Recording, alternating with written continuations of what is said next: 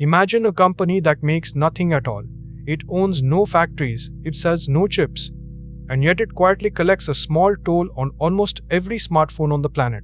More than 99 out of every 100. Over 300 billion chips carry its design. This is the story of ARM, and how being born on the very edge of bankruptcy taught it the single most valuable position in all of business. Here is the pattern worth stealing. Call it the toll booth rule. Do not try to own the road that everyone drives on. Own the one toll booth that every traveler on every road has to pass through. Because when you sell the blueprint instead of the product, you get paid by all of your competitors at once, and you lose nothing at all when any single one of them fails. Rewind to 1990. ARM was not born in triumph.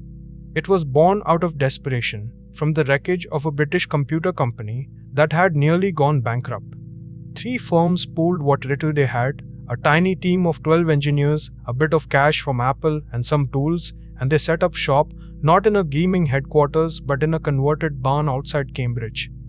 Its entire future was pinned on one single product, a handheld gadget from Apple called the Newton, one of the very first of its kind, and then the Newton flopped.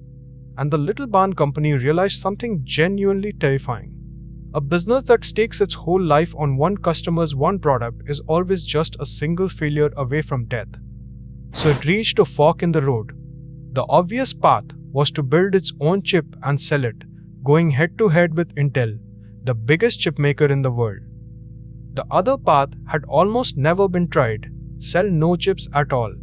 Instead, license the design, the raw blueprint, to every chip maker on Earth for a small upfront fee, plus a tiny royalty on every chip they built from it.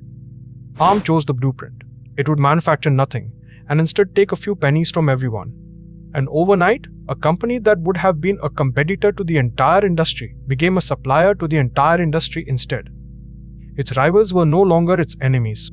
They had quietly become its customers. Now imagine ARM had taken the safe, obvious path and tried to build its own chips to fight Intel head-on. It would almost certainly have been crushed. A tiny, cash-starved company working out of a barn could never match Intel's giant, multi-billion-dollar factories. And you do not have to guess how that would have ended, because Intel itself proves the point. Intel, with every advantage on Earth, turned down the chip for the very first iPhone, and after years of failing to match ARM on battery life, quietly exited the mobile business altogether. Competing on manufacturing was a losing game. ARM won by refusing to play it. Because when the mobile phone era finally exploded, something wonderful happened for ARM. Every single phone needed a low-power brain, and nearly all of them, from every rival manufacturer, used ARM's design on the inside.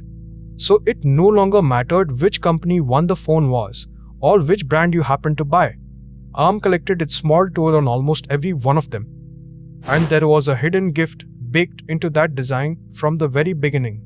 Long before its engineers had discovered, almost entirely by accident, that an early version of the chip sipped only a tiny fraction of the power its rivals burned through. That obsession with sipping power, stumbled upon purely by chance, turned out to be exactly what a world full of batteries would soon be desperate for. And here is why the toll booth proved so very hard to tear down. Once the entire industry designs its products around your blueprint, once all the software and all the tools and all the engineers in the world are trained on your design, switching to anything else becomes almost unthinkable.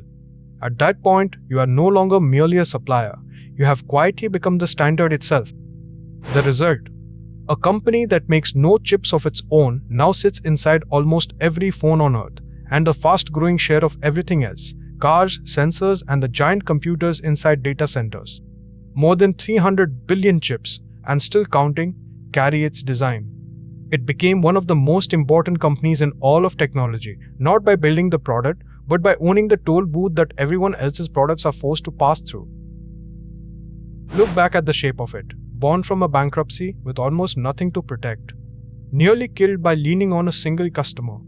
And then the leap: stop selling the product and start selling the blueprint instead, to friend and rival alike. The move that looked like giving away the prize was exactly how it came to own the entire board. So here is the lesson worth keeping. You do not always win by owning the road or by racing the traffic on it. Sometimes you win by owning the single toll booth that every road must cross. by becoming the quiet standard that everyone depends on without ever once thinking about it.